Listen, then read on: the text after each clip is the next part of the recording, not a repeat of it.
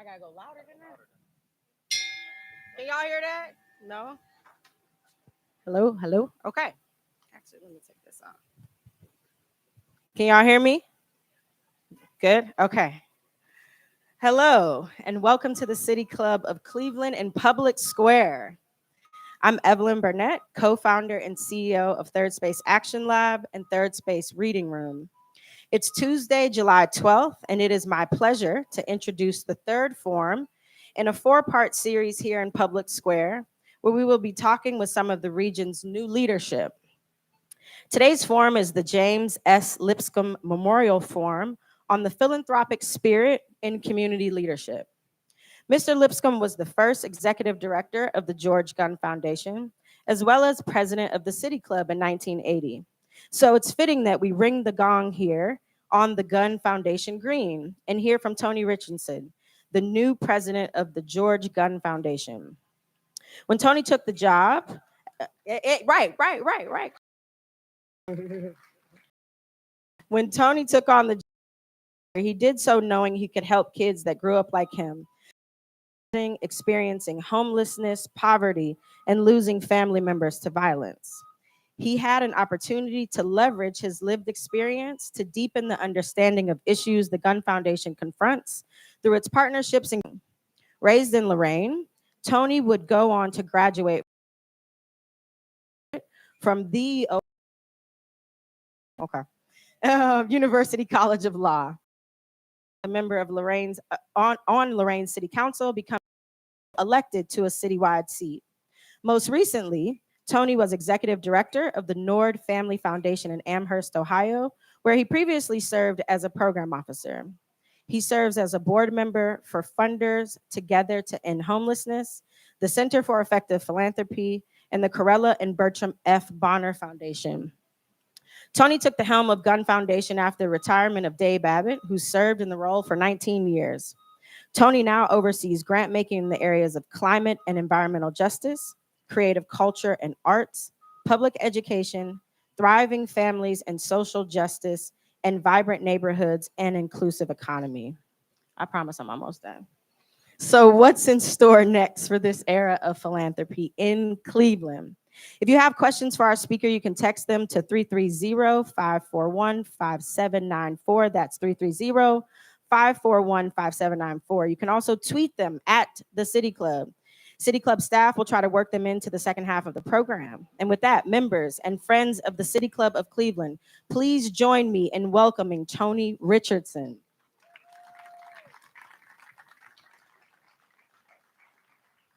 All right. Very excited about being here today and being here with you all. Give yourselves a round of applause while I get my little thing out here. Okay, so at Third Space Action Lab, we always start any conversation with anybody with a soul check.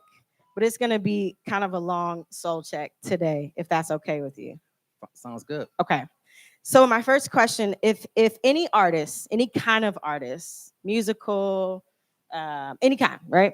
And their work were to describe your soul today, who would it be and why? That's a tough one. Wow. And so we didn't rehearse these questions. So you getting this is all organic, right? Straight from the heart. I'll probably say Tupac Shakur. And I don't know which album because they're all great for me, but growing up where I grew up and how I grew up and the condition in which I grew up, when I first saw Tupac acting and making music, it just touched my spirit in ways that I had never been touched by an artist. I think Dear Mama was a huge transformative conversation with Tupac and the Black community and women and culture, and it always resonated with me, and it in so many tears and his journey and how he was able to articulate it in the way that a lot of African American young men in the inner cities were living, and I've always valued that perspective. Him being an artist and not being able to play basketball like so many other African American or aspiring to be like Michael Jordan. He was Tupac, he was authentic, he was true. And that's sort of how I sort of model myself. Yes, R.I.P. Okay. If you could spend an intimate evening with someone you deeply admire, That can be anyone, living or deceased. Who would it be and why? Well, I can't say I deeply admire because I don't really know this person, but I'd probably be with my biological father, who I've never met.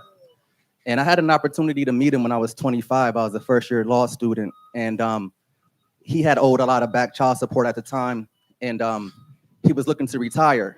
And I guess, again, he had owed child support, so I guess a state agency were trying to reconcile his paternity or not. And if they were to do so, they would sort of he would have to pay back those funds for me being supported by the state. And so I didn't show up, right? And I had never met this man, but I understood at that moment, by me showing up and establishing paternity, what it would do for him in his later years. And I didn't want that hurt on him, regardless of what he didn't do or couldn't be for me. So at 40, I'll be 40 in November.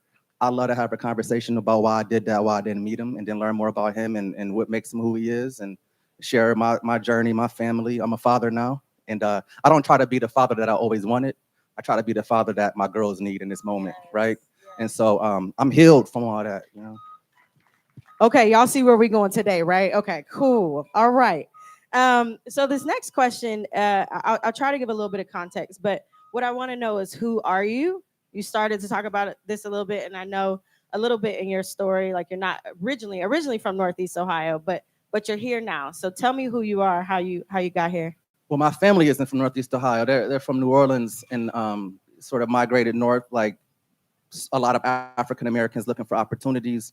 My grandfather actually moved to Cleveland, and then from Cleveland moved to Lorain, where, you know, cost of living was cheaper, wages were a little higher in the steel mills, and he can sort of create this space for family. My grandfather, and so while I'm gonna start with this history, because we are a continuation of that history, right? Like, that's the connective tissue.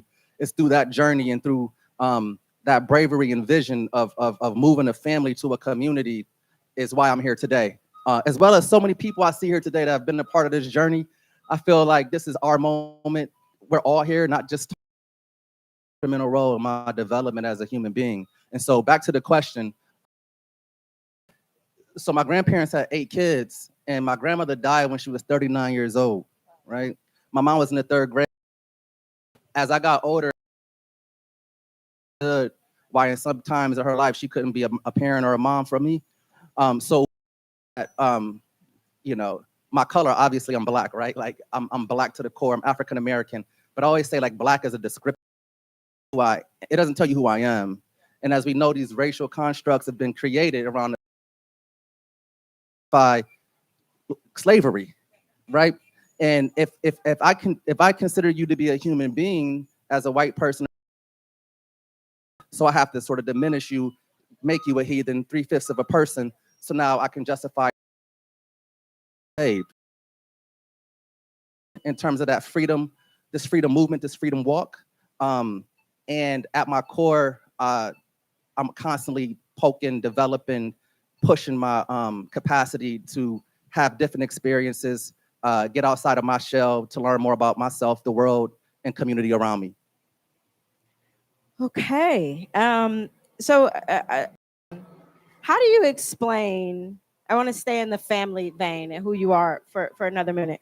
How do you explain what you do and perhaps reconcile what you do in the worlds that you have to navigate at a family cookout? That's interesting, because no one knows what I really do, right? Like, so I always talk about it in the space of like working in community to advance issues that are systemic, whether it's tied to gender, education, race. And for my daughters, like, they understand like where I work. They know the George Gunn Foundation. But in terms of, I never talk of it or situate or couch it in the conversation around grants. I more talk about like moving communities forward, supporting, working in sort of concert with people, convening. Everything that we do beyond the grant is how I explain what I do. Because if not, my family, where can I get a grant? How could I get a grant? Yeah, that's right. Like, Yeah. It's like we can't do that. Yeah. One more question before we kind of pivot to talk more about philanthropy, because I know some of y'all came here to talk about that too. But and I hope this doesn't come off provocative, but I am a Northeast Ohio kid as well, but from Youngstown, Ohio. Shout out to Youngstown, Ohio. My mom, my dad. No, and no claps for Youngstown, Ohio. It's all right. It's cool.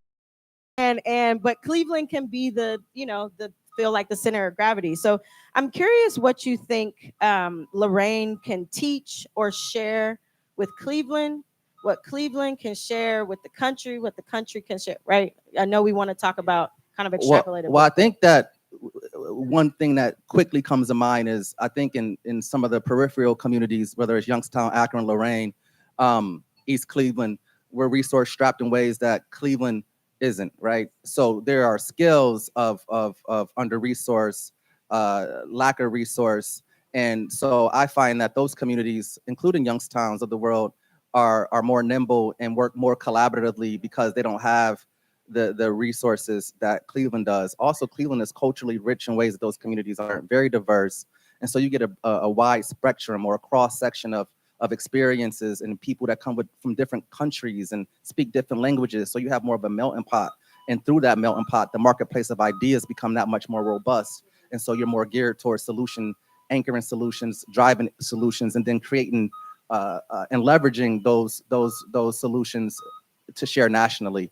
And I think that's something that I've learned very quickly. And then for the national sort of perspective on this, I think Cleveland is a microcosm of like the United States in terms of the diversity, in terms of like the progressive attitude and spirit. And it's a great place to be. Okay, we're going to transition a little bit to talk about philanthropy. And before, hopefully to situate that conversation, I'd love for you to talk to us about like, where are we? How would you characterize this time? What most concerns you? And importantly, what most energizes you and gives you hope? But where are we?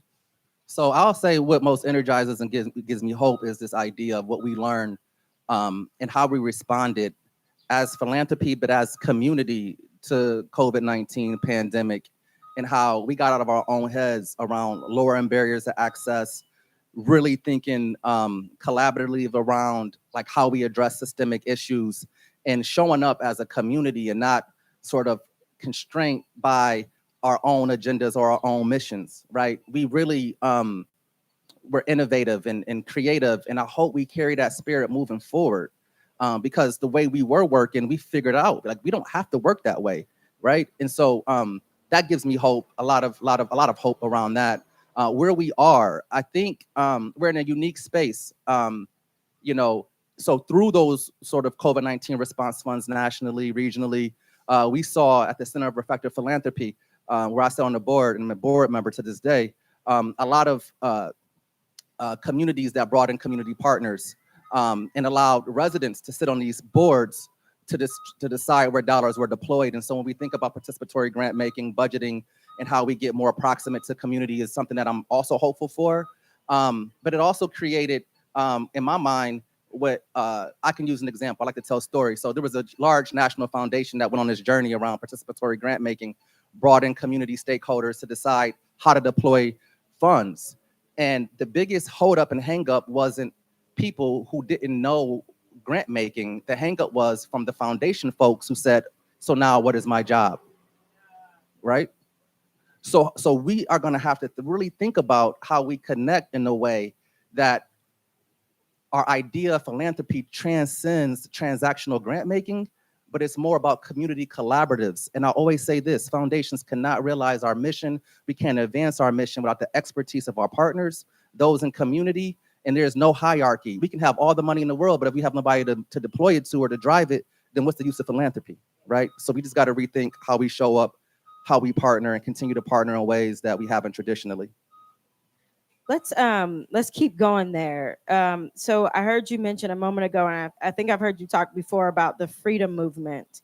One, can you say more about that, and say more about the way, like the gun imperatives, right? Like how you must partner, how you support, how you think about investments, et cetera. Absolutely. So in my mind, how I was oriented and learned and sort of situate this idea of a freedom movement, I tie it back to the African diaspora.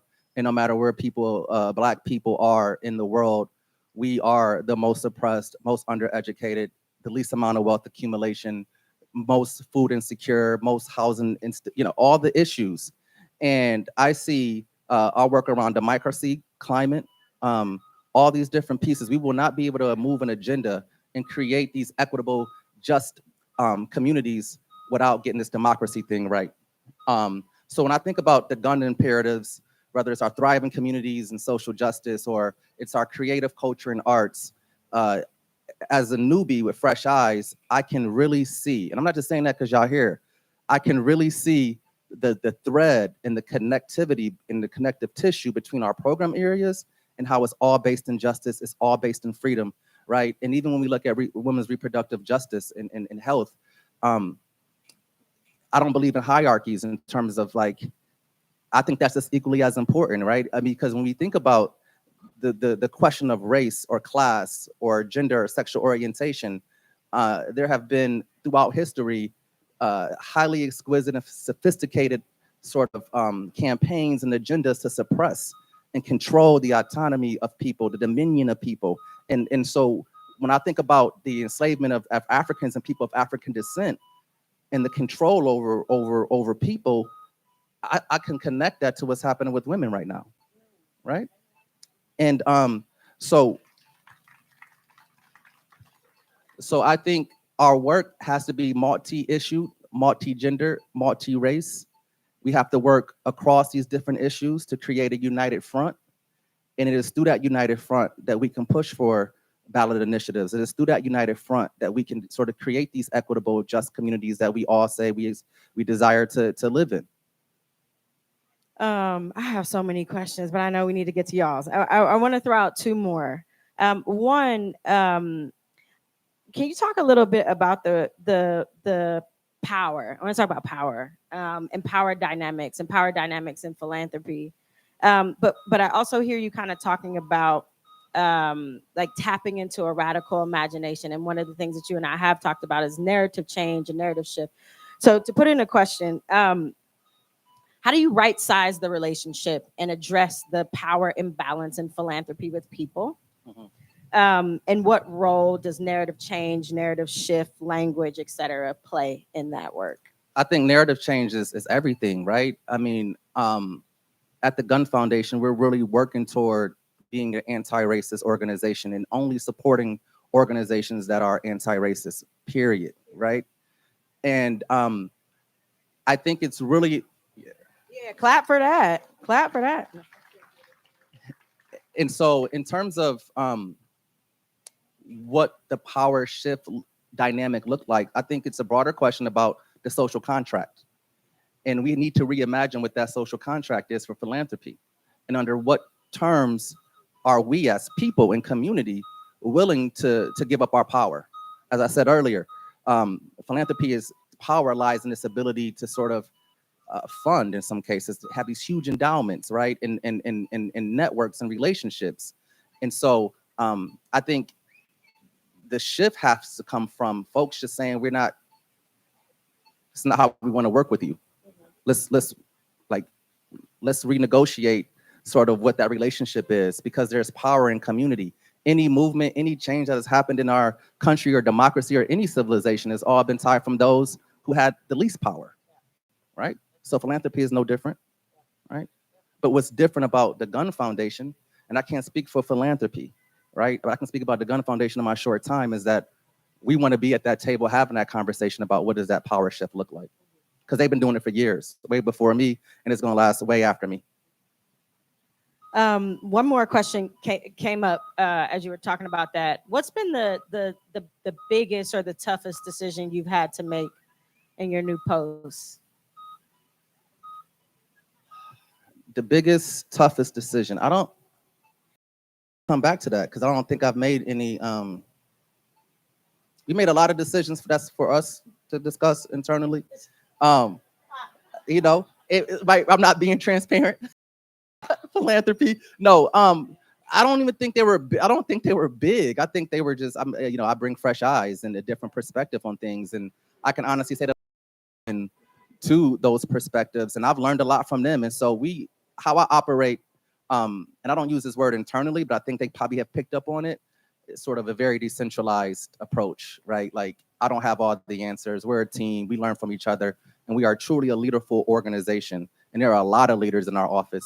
I just happen to have the president title, which just because my board made me the title doesn't make me their leader. I have to earn that trust. I have to earn that goodwill. You know, I have to be in a foxhole with them. And I think they appreciate that. Y'all lucky. No. So my final question before we turn it over. So please be getting your questions ready. At Third Space, we talk a lot about the importance of the radical imagination. A text that really drives our work is Freedom Dreams, the Black Radical Imagination by Robin D.G. Kelley. Y'all can come to Third Space reading room and get that book if you'd like.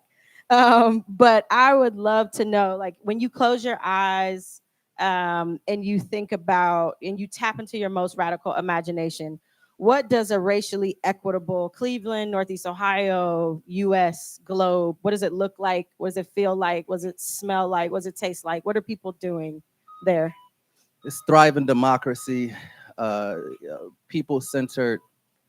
Foundations don't exist. Those endowments are fully exhausted because we have reached this place of this utopian sort of experience where inequities don't exist. So we work ourselves out of existence for that to happen. And that's what I see, if that makes sense or not. I want you to go a little further. If you're walking down the street in a racially equitable Cleveland, what else is happening?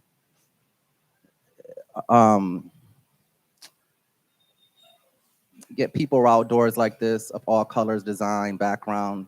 You know, just to bring it really close to home, when we think about chronic homelessness, we see all these African-American people laying around. We don't see that. We just see harmony, you know, if that even looks like something, right? But that's what I feel, that's what I taste. It's like this harmonious vibe and spirit and energy where people are free and autonomous. I love it. Okay, we are about to begin the audience. I am Evelyn Burnett, co-founder and CEO at Third Space Action Lab and Third Space Reading Room. Today, we are enjoying the third forum in this year's City Club and Public Square series, where we are talking with some of the region's new leadership. We are joined by Tony Richardson, president of the George. We welcome questions from everyone, City Club members, and those joining via our live stream at City Club. You would like to tweet a question at the City Club. You can also text them to 330-541-5794. That's 330-541-5794. And our staff will try to work them into the program. May we have, please? Thank you for joining us today. This question is, statistics appear to indicate that Americans are less generous with fewer people and households giving to charity. Do you believe this is a long-term problem, and what can nonprofits do to help reverse this trend? Evelyn, you want to answer that? Okay. I told her we would share the stage. We're going to share power. I did say that, didn't I?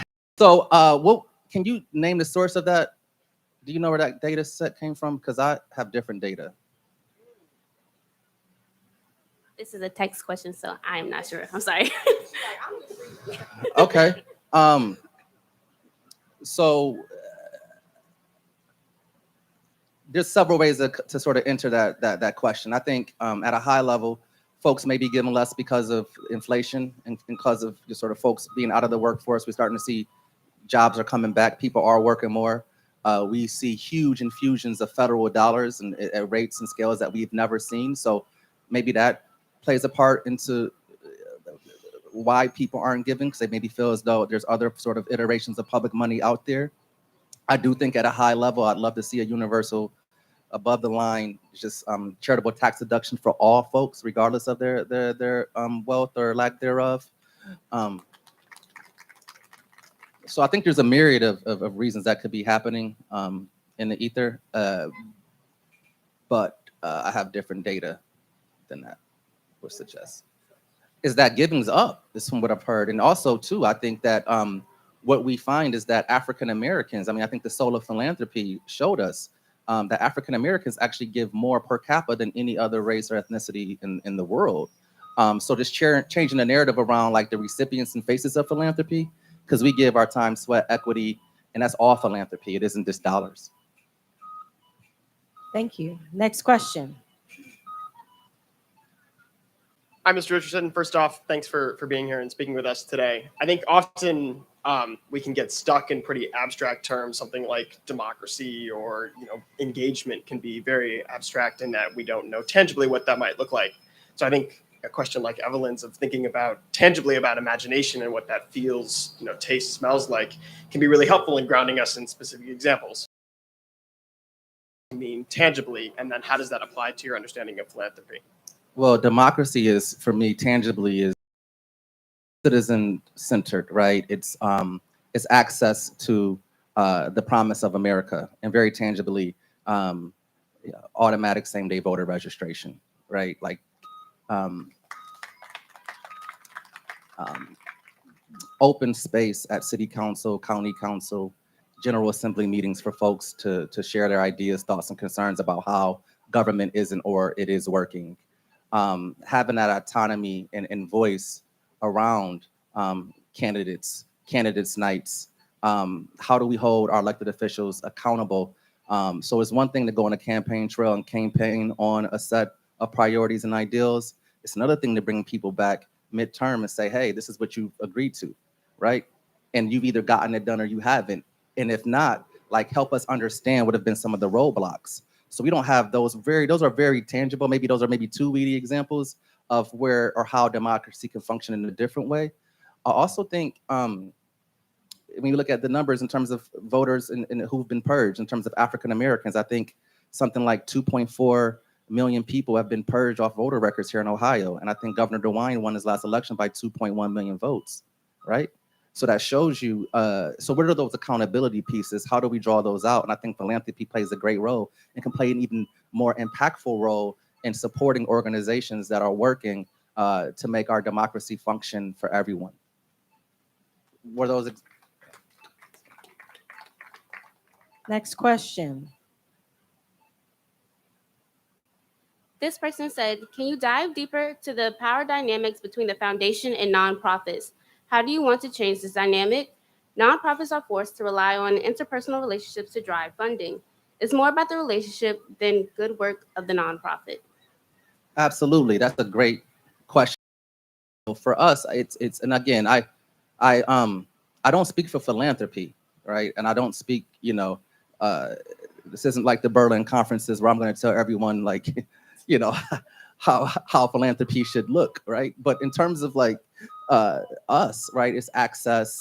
We do have a strategy, and so with that, there may not be natural alignment with certain organizations, but that doesn't mean we can't have a relationship. That doesn't mean we can't connect you to other resources in community, and not just money, but like whether it's elected officials or organizations that are in this broader ecosystem doing similar work as you, capacity building support. There's a lot of ways, and I think from a very practical way, I think the first conversation you should have with anybody shouldn't be about what you want from them or how can they help you. I think for some organizations it's more difficult because they don't have development officers, and so they have to be more assertive, and that's their jobs, and we respect that. But you're absolutely right. The issue is that there are way more organizations than there are philanthropic dollars, right? Just what it is. And I would love to work in community with residents, with nonprofit organizations on how do we design that front door in a way that works for them and not what we think that front door should be. Next question. Either you have a lot of questions or someone's texting the questions from, okay. It's all good. It's that obvious, the text question. I love it. But what access points do you believe many nonprofits and foundations miss when attempting to find diverse philanthropists? So you have, in my mind, and I'm, we keeping it real today, right? We're keeping it real today. We have institutional philanthropy that's organized, that has a culture about itself and way. You have individual philanthropists who in some ways the 501c3 structure just doesn't work for them. They want to deploy resources very quickly. They don't want to work around boards. And I think the institutional philanthropy, I think, is where we have to do more work in terms of being more nimble, more flexible. And again, however we design that, it has to be sort of partner-centric and partner-driven. So lowering barrier to access, really streamlining applications. And like, honestly, on the back end, when it comes to final reporting, that should be like 1 page. You did what you said you were going to do with the dollars. Like, we don't need to have you write a 5-page final report when you can be out supporting the folks and doing the work of your organization. So we just got to get really lean, really flexible, leverage technology, modernize, and just get real about like our power and influence, and do it in a way that, again, is designed and centered by the folks we work with, and not like a top-down, bottoms. That doesn't work. Next question.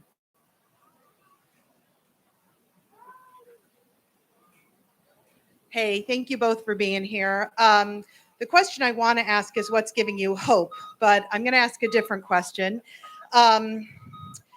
I wrote down when you said campaign to suppress.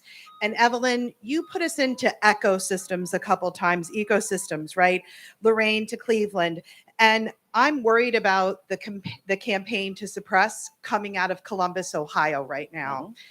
And as we fight harmful laws about how we protest guns in schools, honesty in education, which is my issue, I'm wondering if you can talk about how Cleveland philanthropy, nonprofits, citizens, community members can engage in the Columbus level work that, despite our best intention to be in community, pounding. And we wreck our brain in our office. And so at the foundation, we do a lot of sort of statewide democracy building work.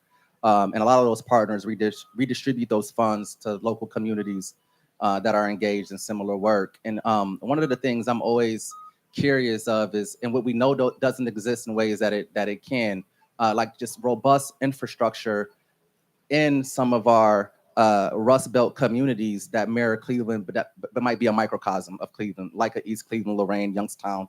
There are a lot of voters in those communities, but we don't have the infrastructure, we don't have the organization. And what made Obama successful, a lot of things made Obama successful, but what made Obama successful in Ohio was the ground game that his campaign invested in way in advance to really get into the nooks and crannies of those various communities, to register voters, and not just register voters, but inform voters on the issues, and then take like this issue-based approach to bring people out. And so it's this broader idea of like, how do we find with those, as you pointed out, several different issues that impact us in a myriad of ways, and build really sophisticated, comprehensive, and succinct strategies that allows us all to be under one sort of campaign. And so to keep it very simple, we got to expand the tent, and we got to be able to make connections between my struggle and your struggle, and how we're both struggling and we have a common oppressor, right? And so that has to be the message.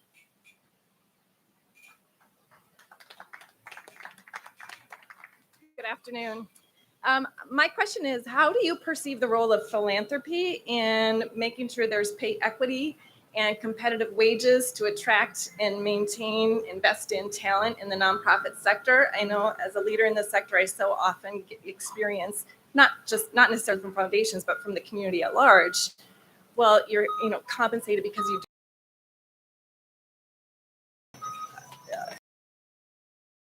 We can broaden that beyond sort of our nonprofit, but just to our public sector in general. When we think about teachers and early childhood educators,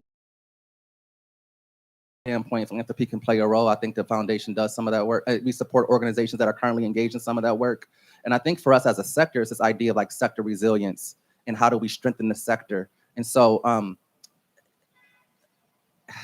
yeah, right. And so I think there's a myriad of ways to approach what that looks like.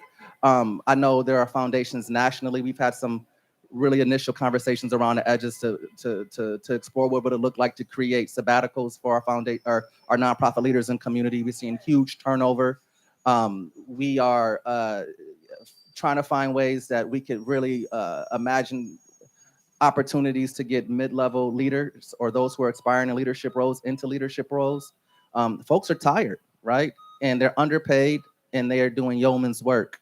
And to that point, at the foundation, we want to continue to support general operating dollars, multi-year grants, and then also when there are leadership changes to really support those searches and underwrite the cost of those so that they can find the right people at the right time to support and move their work along. So there's a number of things that we can do. I don't know if there's a silver bullet or not, but we are conscious of it. We hear it from our partners. And we saw the big resignation impact not just for sort of the for-profit business community, but also the nonprofit community. And lastly, we also saw the big no, which was this place isn't culturally astute. It's not anti-racist. I don't want to work here. There's a lot of microaggressions. There's racism. And so we have to also plan for that as well. And so if Gun Foundation and other partners that we currently work with can really take on this anti-racist agenda, not only is it a shift in culture and mindset, it also creates workspaces and places where talent want to be, right? And so I don't know if I answered the question, but I wanted to share some insights around how I think about that. Next question. Hi, much to think about already, given your questions, Evelyn, and what you've shared with us. My question, Tony and/or Evelyn, data was referenced. There's a lot of discussion in the philanthropic and not-for-profit fields about data-informed, evidence-based solutions. To what extent do you believe such solutions exist and ought to be drawn upon further, if at all? Thanks. I'll just quickly add, because I think, Evelyn, you should jump on this one. We have to continue to think about evidence-based practices, but we also got to expand what do we consider to be evidence-based. And how are we centering the lived experiences of folks and leveraging and accepting that expertise as we do one who has a professional degree in X or has gone to this business school or this has a master from this social master's program. So it's expanding what we mean by evidence-based. It's also really unpacking quantitative versus qualitative data. And then also, like, if we're going to sort of have data at the center of our work, then it has to be sort of comprehensive and exhaustive for everyone. We can't pick and choose who has to submit data versus who doesn't. And then how do we align it across a broader ecosystem so that we are comparing apples to apples when we're talking about outcomes and impact? Yeah, I would just say quickly to build there a little bit. One, I always think about like whose data, you know, to this point about the evidence, whose evidence, for whom, for what. I've also, I'm exhausted with the data, if I'm honest, right? Like, if you're Black, you're brown, you're a woman, you're oppressed, you're like, how much more data do you need to see to do something, right? Do something. It's thousands and thousands and thousands of pages of data. You know, who has time to read all this stuff? But something that Tony said earlier that I've been thinking a lot about is narrative and narrative change, right? To me, it's narrative that gets little Tamir Rice killed in a park in 2 seconds. Right? Because he's bigger and stronger and more dangerous. And right, like that's the work you need to clutch your purse, right? That the only people that can solve problems are the people in the ivory tower. So data for sure. I think there is room for that stuff for sure. But narrative. I started reading some nonfiction again. I think that most of us, like when we are thinking about solutions, when we get asked that question about radical imagination, what does it smell like? You know, I'm starting to get, you know, freedom in Cleveland smells like sweet potato pie to me. You know what I'm saying? Right. And if we can't like imagine something different, we just sort of put lipstick on the stuff that we've seen before. And I'll just add one data point that I think is so important as I watch buses and cars ride through the square is this idea of, you know, new data and research that's coming out saying that we need to reach peak carbon by 2025. And if we don't, there will be irreversible sort of destruction that's occurred around the globe. And so as we think about climate and data and those who are most impacted, live in communities and around the world. And quite frankly, they're not as developed as the biggest emitters of greenhouse gases. And so I would be remiss if I didn't name that. I did mention climate now several times while you're staring at me, John. I didn't want this to be a thing. But these are real issues, and the data speaks to it. And we have to get more serious and invest more in more education around the impact of climate on all of us. Next question. Good afternoon. I'm wondering if you can speak to a particular success story or project that the Gun Foundation or the Nord Foundation has supported in either Cleveland or in Lorain County that you think has been particularly successful. I'm curious to know about proud you have supported as a foundation leader. I'm sure there's so many of them, but I want to know like one.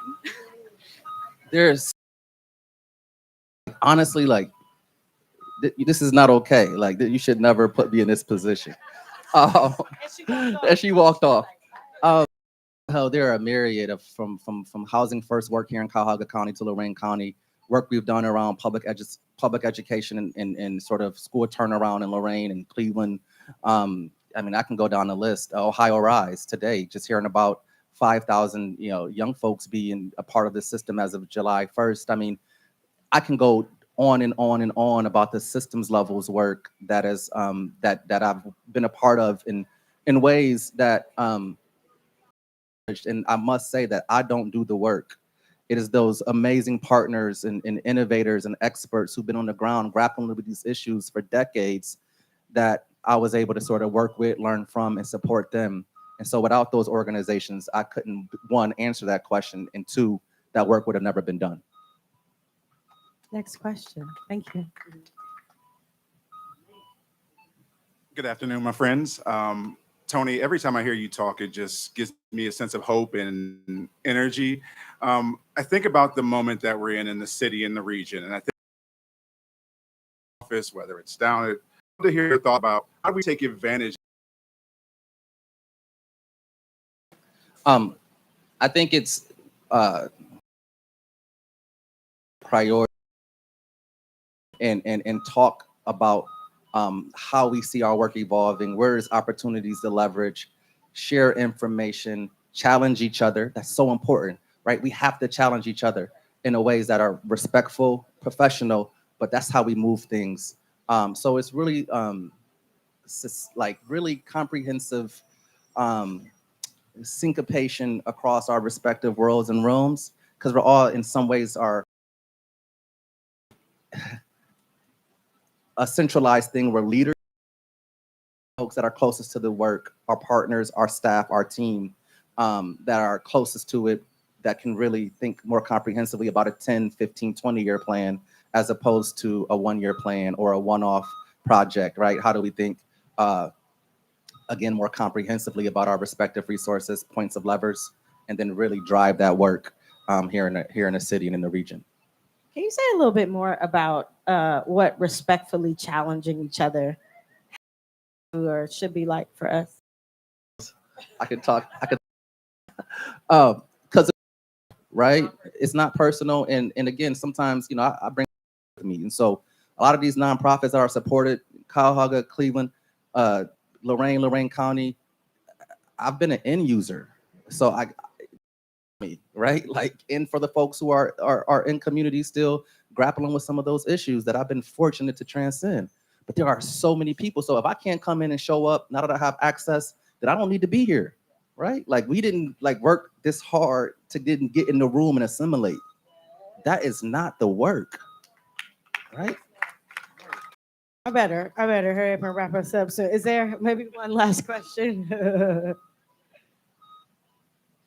This person wants to know, what are your thoughts on philanthropic foundations operating in a spin down? And how do you see Gun operating to go beyond the limits and make transformative change in Cleveland? Well, Gun will continue to sort of operate in a way that, as mentioned earlier, the foundation went to 10% sort of payout in 2020, 2021. This year, we're looking at 7%. 7% is our floor.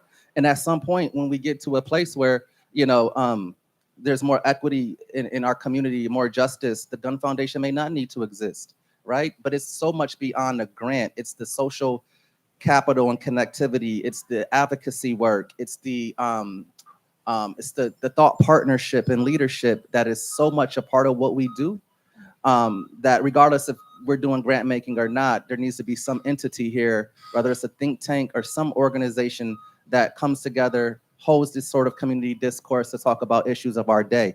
And I think for all philanthropy internationally, there's a lot of conversations about spin downs, but you have to do it in my mind, in a very thoughtful, equitable, and intentional manner so that you don't lead to further disruption, right? So say we spin down and you place dollars at X entity that is a racist entity or supports infringement on women's rights. Yeah, we spend down, we left the money, we got rid of the money, it's in some other entity, but it's in the hands of the oppressor. So we got to be really, really mindful around what that looks like, what that entails, and how we go about doing it. Shout out to Zuri, Lior, my wife, Lacey. I said that, but they live streamed all that. Tony's so succinct. Is there another question? It looks like it's good. Yeah. Come on. So this last question is, as a healthcare mecca, how can we leverage philanthropy to advance health equity through diversity, equity, and inclusivity in research, convert evidence to revolutionary policy? Wow.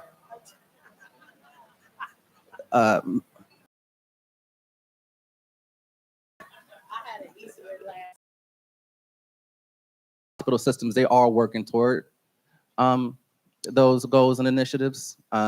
We are very fortunate to be in a region and community where we have high quality healthcare systems and professionals.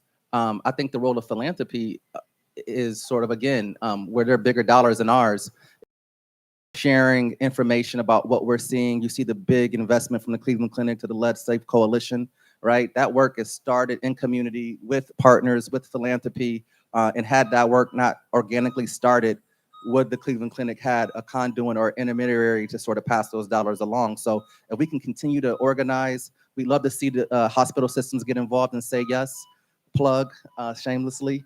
But there are so many opportunities, and in their defense, I know some of these folks and leaders and board members, and they are gun-ho focused on that very issue you just named. As we close, I had a final kind of reflection to ask you. Harry Belafonte is often quoted saying that art and artists are the gatekeepers of truth. What's the role of art, artists, creatives, creativity, imagination in the change that you are leading and supporting? Absolutely. I think I agree with Harry. I agree wholeheartedly with that assessment, right? And I think what Assembly is doing,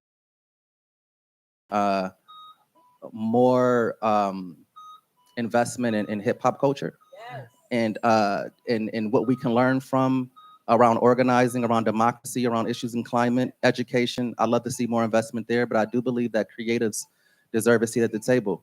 I've seen in communities, there's a book called Immigration Inc. And what it does is it laid out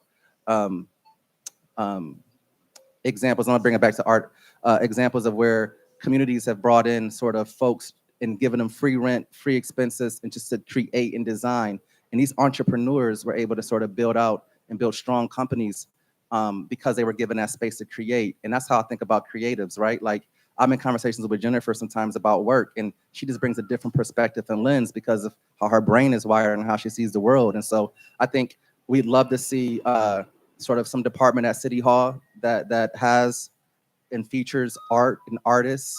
I'd love to see more investment in not just sort of our anchor traditional arts institutions, but some of our grassroots organizations or individual leaders who are creative but don't necessarily have access to philanthropy or some of the more traditional spaces where funding exists.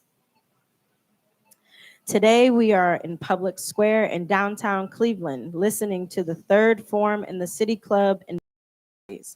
We just heard from Tony Richardson, president of the George Gunn Foundation, which was the James S. Lipscomb Memorial Forum on the philanthropic spirit and community leadership. Support for the City Club in Public Square comes from RPM and Thompson Hine. The City Club in the Community Series is also made. City Club will be back at 850 Euclid to discuss how to support the whole child in our schools. Dr. Lisa Demore, author and senior advisor of the Schubert Center for Child Studies at Case Western Reserve University, with local and statewide experts in education and child well-being. 15th, we will kick off our behavioral health series with Idea Stream's Marlene Harris Taylor and local behavioral health experts. They will examine the pipeline of behavioral health care here in Northeast Ohio. City Club's final public square forum will be next Tuesday, July 19th. We will be joined by Lila Mills, Jim Crutchfield, and Idea Stream's Rick Jackson to talk about Cleveland's new nonprofit journalism initiatives. You can learn more about all of these forums and others at cityclub.org. And that brings us to the end of today's forum. Thank you, Tony. And thank you, members and friends of the City Club. I am Evelyn Burnett, and this forum is now adjourned.